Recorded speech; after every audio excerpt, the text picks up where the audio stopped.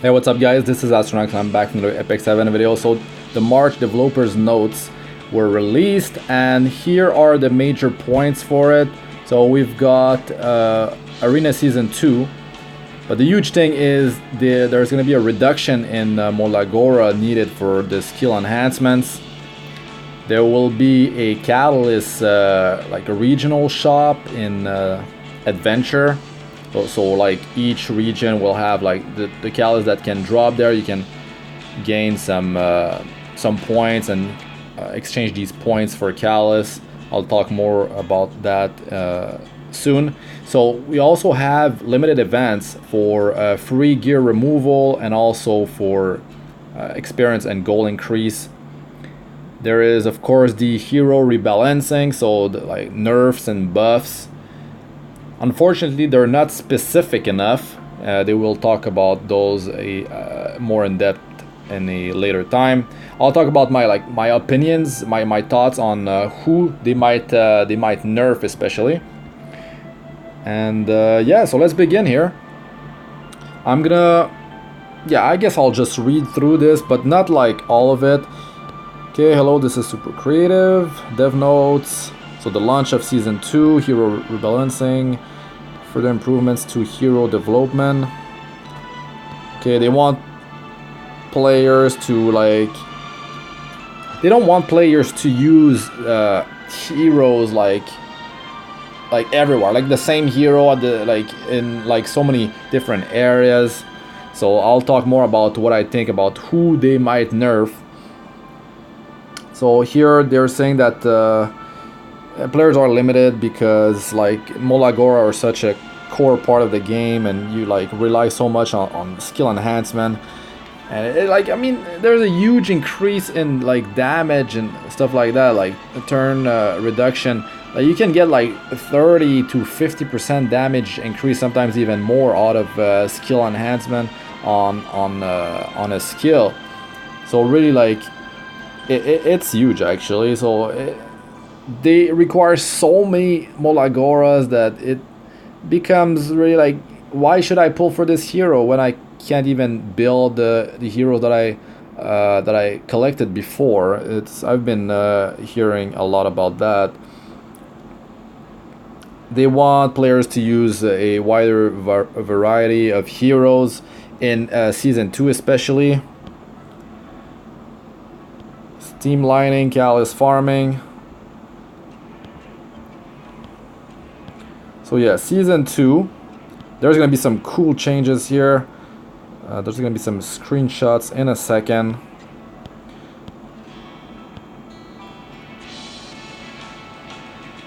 They're going to minimize the effort required to climb back up. They only want to drop us by 2 leagues. Not like now we like reset at the start of our league. Like league, let's say I'm challenger, so they drop me to challenger 5 every time. But now let's say I was challenger 2, they're gonna drop me to challenger 4. If you're like challenger 1, they're gonna drop you to challenger 3. So like whatever bracket you're in, they're only gonna drop you by like 2 numbers. Now the downside is that if you're like in challenger 5, it looks like you might be dropped into master 4. But I mean, they didn't talk more in depth about this, like what's gonna happen. Do you go back at the start of the bracket, or like do you drop like to like the previous like big league? I don't know exactly, but here's a screenshot. There's a consecutive victory bonus, and we're getting like some sky stones here. The background too, like this is not looking like normal arena. What about the team formation? It says at the end that the screenshots are just like, it's like test servers, it's not set in stone.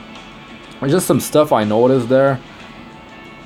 But yeah, the more you win, the more rewards you will obtain. I don't know about like if you refresh the current list in the arena, if it's gonna reset. It probably will, but we'll see more about that later on. So you can have a win streak bonus up to 10 wins.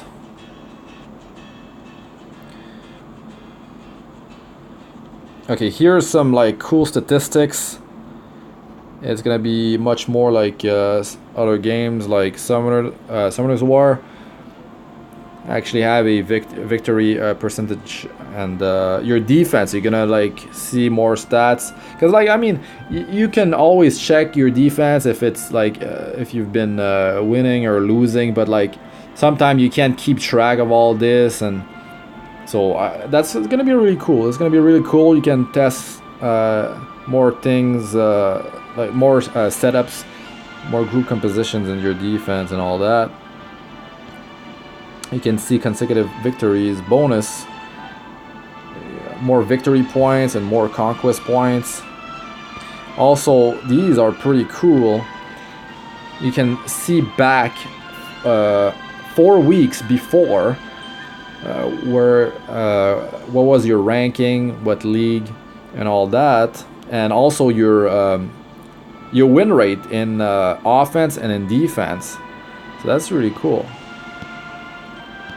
The unknown slate is coming back, so like if you bought the previous one, you can buy another one, and it's another an extra memory imprint that you can apply on your desired hero.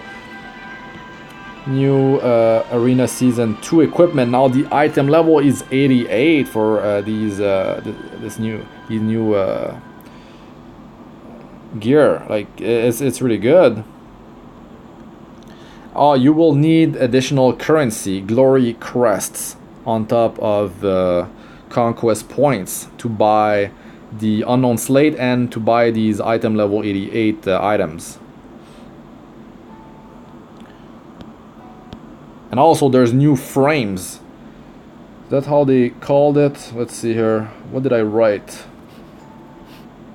New frame designs, they called it. So these can be bought from what I read. Yeah, there's a lot of information here. And I'm pretty sure there's some frames for like if you rank like top ranked players, you probably get some special frames and special rewards as well. But most players don't have to worry about that.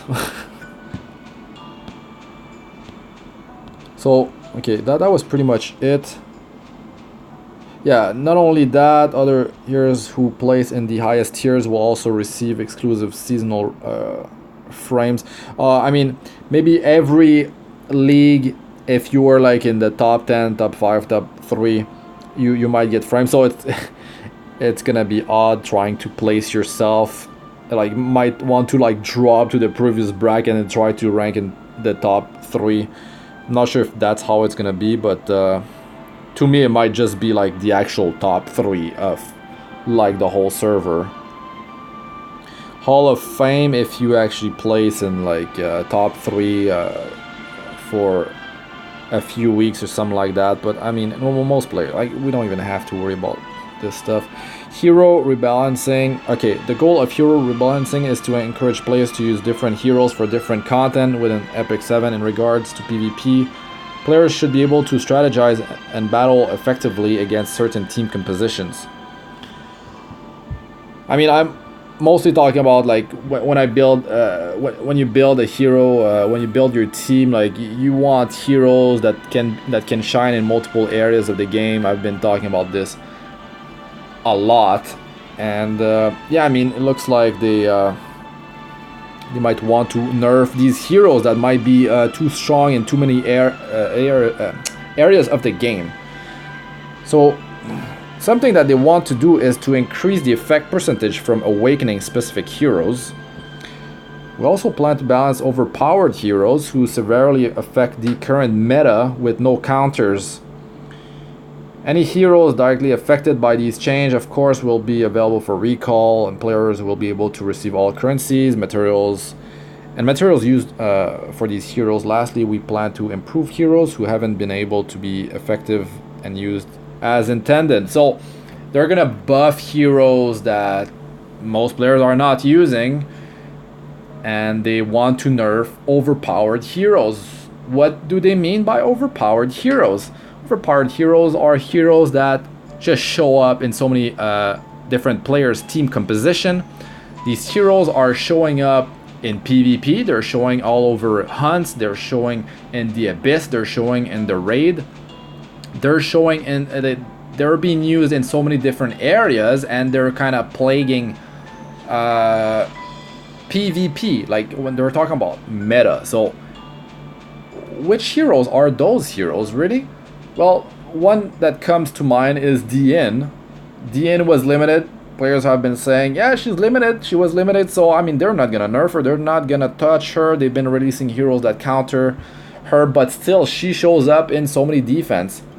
What about Falconer Clury? Clury, only a 3-star hero. I mean, she's got her specialty change, but I mean, she's used in so many areas. You can use her in PvP, you can use her in the Abyss. I mean, Abyss, you finish it and that's it, but I mean, Clury used in multiple hunts. Clury is used in raids. I mean, Clury is almost used everywhere. Even you can even use Clury in Wyvern 10. I mean, in 11 that's not efficient, but she's definitely been used in 10, and I was using her in 10 as well. Yeah, I mean, it's Wyvern, it's not Wyvern. I keep yeah, it's a Wyvern. Okay, so yeah, DN, we could expect a nerf for DN. She just shows up way too often. Now Angelica, I feel like Angelica might be nerfed, guys. So yeah. Now other heroes that could be nerfed is like Falconer Clury. Like I said, I feel like top contenders is definitely, I would say, who would appear first, Angelica or DN? I would say DN is more likely to be nerfed than Angelica, because if you check arena defense, like DN is used there more often than Angelica. Clury is used a lot on defense and in so many different areas of the game. Now, who else could they nerf really? Like, would they nerf Lorena? I don't think so. Not Lorena, but Kiris. They could nerf Kiris, but then they can easily counter Kiris having boss immune to poison, or just have like auto dispel. So I don't think Kiris will be affected, because they can easily counter Kiris. Like even raid, like boss are immune to poison. So I would say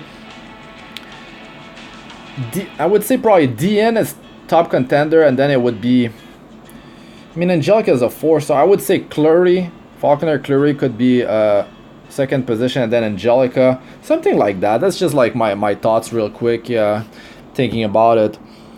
For buffs, I mean, there's so many heroes that are not really used in the game.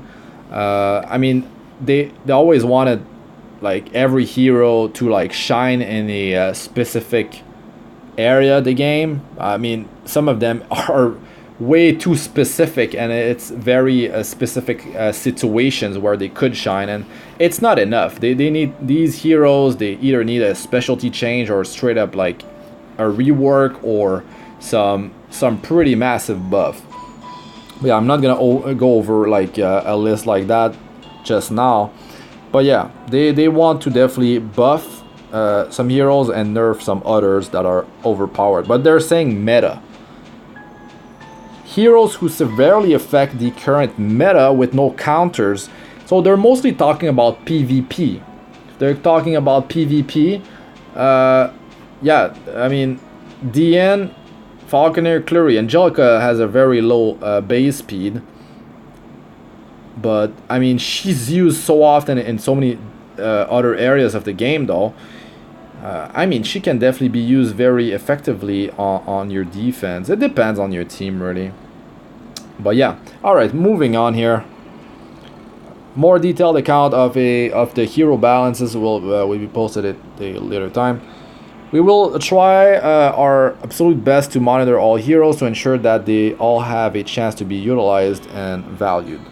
Okay, MolaGora improvements, guys. This is gonna be huge. They're gonna do it again. They are going to lower the required MolaGora for skill enhancement, especially at in higher skill enhancement levels. Like think about like 4, 5, 6, things like that. But they could be lowering the requirement for the like even the early. I mean, I think they lowered them enough, really. But let's read this real quick. After conducting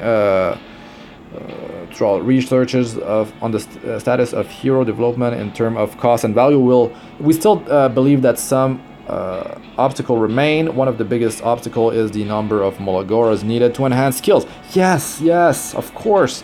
Epic 7 heroes were designed to be potent with the assumption that their skills had been enhanced. However, the number of obtainable MolaGoras has been limited. Yes, especially the higher levels of skill enhancement required too many MolaGoras compared to the increase in skill effects. Of course, yes. This served as a huge roadblock for attack heroes who require skill enhancements to increase damage and contributed to the stagnant nature of the current meta. So it's almost like they're saying that it costs so much MolaGoras for that, like the damage dealers, that they like can't keep up with how much sustain different teams might have. Like they're saying here, the stagnant nature of the current meta.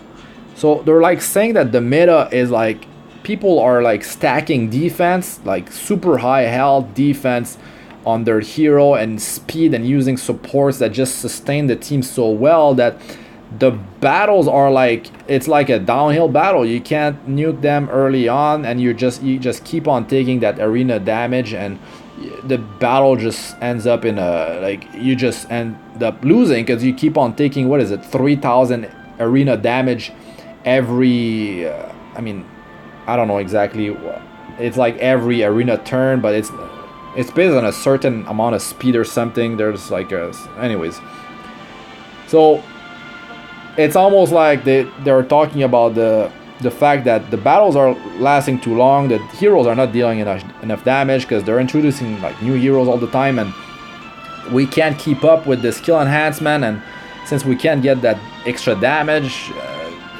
the defense teams are like sustaining that damage. It's getting really boring. Anyways, therefore we plan to make further improvements to the nature of MolaGoras needed for enhancing skill. We will post a more detailed account of this improvement at a later date. I mean, yeah, so that brings me again to like, who could they nerf? Well, I mean, support heroes, which are used in so many different areas of the game, but also that are able to sustain a team in PvP for a long period of time. Think like DN with Rod of Amaryllis, stuff like that. It gets crazy. I mean, it gets crazy. Like some heroes, they just bring too much to the table. I know she's limited, but we'll see, guys. The additional MolaGoras will be returned to our players after the adjustments have been made. We hope that this will allow our players to develop heroes with more ease and make the meta more dynamic. Yeah, that's good. So, yeah, if you invested to a certain point into a hero, let's say you brought it to +4, +5 skill enhance, and they are lowering the amount of MolaGora you need, MolaGora Go or whatever. Yeah, well, they will give you the difference.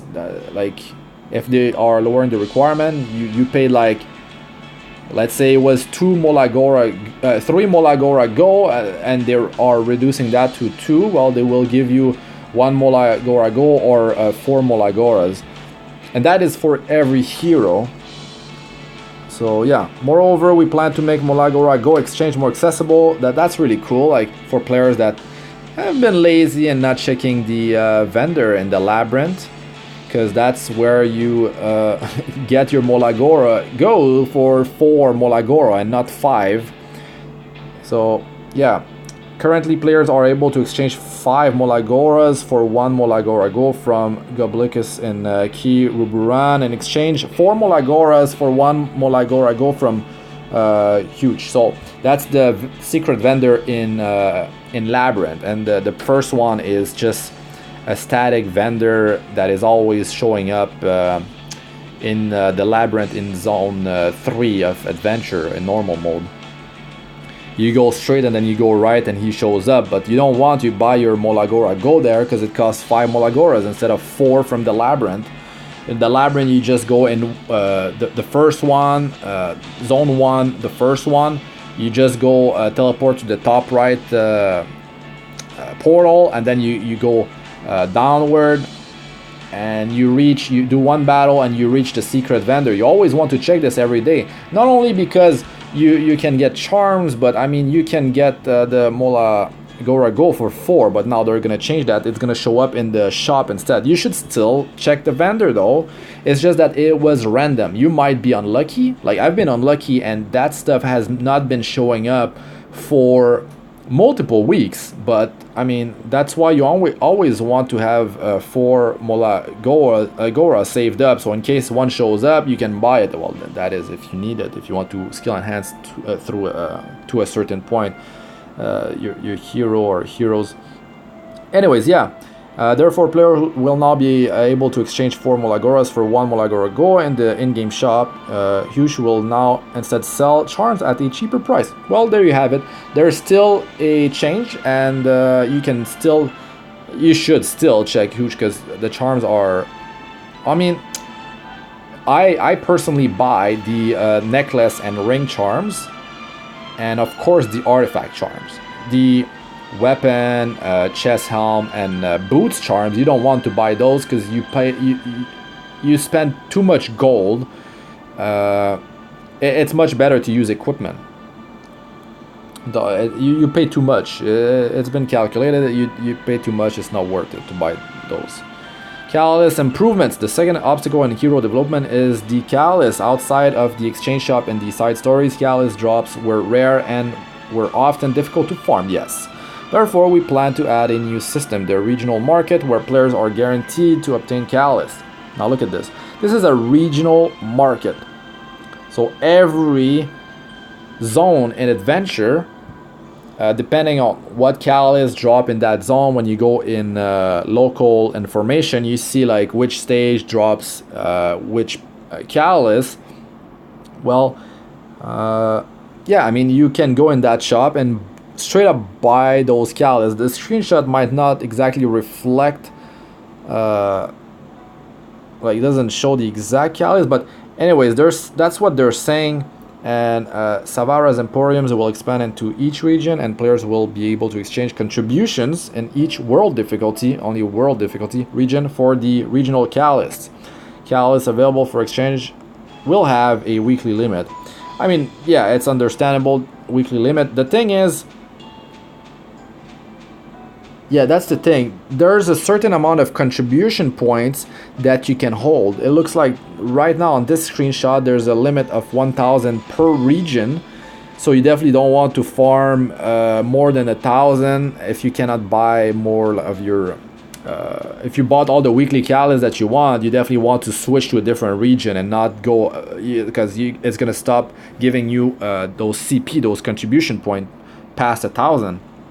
Just switch zone or buy something and keep on farming. So yeah, it says with this feature players will be able to obtain the desired catalyst within a farming. We hope that this will help streamline hero development for all heroes. This concludes the main talking points for this month. And oh yes, where was this thing? There it is. Yes, we also have additional limited time events planned to make Epic 7 more enjoyable. For instance, we are working on timed event where players will receive additional EXP and gold. We also plan to have a timed event where players will be able to equip and unequip gear for free. So yeah, free gear removal will be a thing, and if it's gonna work like Summoner's War, it's gonna happen every month. So I mean, you definitely, if you want to do a major swap in gear, you definitely want to wait for that those events, because you're gonna definitely save a lot of gold. But also during those events you can test things out. If there's a hero that you were not too sure how it's gonna perform, and I'll be able to just like swap gear around on some heroes I want to showcase and make some videos for that. So that's gonna be cool, but that's one day, so I mean I have to go. It's gonna be pretty crazy if I do that, but yeah. In other news, we have a collaboration in the making. Not only will our heroes reflect the characters from our collaboration partner, but we will also come with an Epic 7 style story. These new collaboration heroes will also have the design quality that makes Epic 7 so amazing. We are doing our best to make this collaboration exceptional, so we ask for your continued support and love. So yeah, there are gonna be some IP collaboration, and yeah, I can't wait to see who they're gonna partner with. But yeah, I mean, they just want to. They don't want the heroes to that they're gonna add from this collaboration to the game to be to not make sense with like the world of Epic 7. They want a yeah, they want to make it as look as like the other Epic 7 heroes, same style. Yeah, should be pretty cool. In regards to the southern continent of Rotted Earth mentioned previously in our side stories, we plan on introducing its new story journal and episode 2 at a later date. When the time is right, we will visit you again with another developer's note. So yeah, this news about the big change around Super Creative. First, we are excited to announce that we have become part of the Smilegate family. We hope this helps us provide better service and the best gaming experience for all of our heirs. There was also a celebration event in Taiwan where we got to meet around 100 heirs to celebrate Epic 7's 100 days. We are hoping to meet our heirs from South Korea who have been fans of our game for the longest time, of course. Thank you. So here it says the image included in these dev notes are preliminary and subject to change. So I mean, take these with a grain of salt. It's just like they're trying to show us what it might look like. But yeah, some of these, like in the local store here, the regional market, they were talking about weekly limit. I mean, I'm seeing 3 times per day for all these things. I mean, I'm seeing XP increase for 1000 CPs. I don't know what's that, but I mean, we got like image of sky stones in there, and image of 4 to 5 star hero draw ticket. But I mean, this is just temporary stuff. So yeah, TLDR really quick. So we're getting a reduction of MolaGora needed in the higher level of skill enhancements. We're getting a limited time event for later on for increased experience and gold, like small buffs. I mean, I don't know how substantial it might be. It could be 10% increase, 15, 20%, maybe 30% if we're lucky. Free gear removal event. This could be on like a monthly type of thing. Definitely a lot of testing that can be done, and major swapping can be done on that day.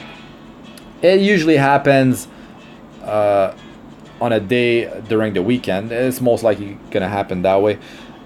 And yeah, we can exchange catalysts like points in a region in adventure for specific catalysts. That's really cool though, because I mean it's such a pain to farm some of those epic catalysts. Hero rebalancing, this was not specific, but they just don't want heroes to shine in too many areas of the game, especially the PvP meta. I think the stall teams, it's getting pretty ridiculous. And also add the fact that we have easy access to immunity sets now. I mean, making the whole thing even worse.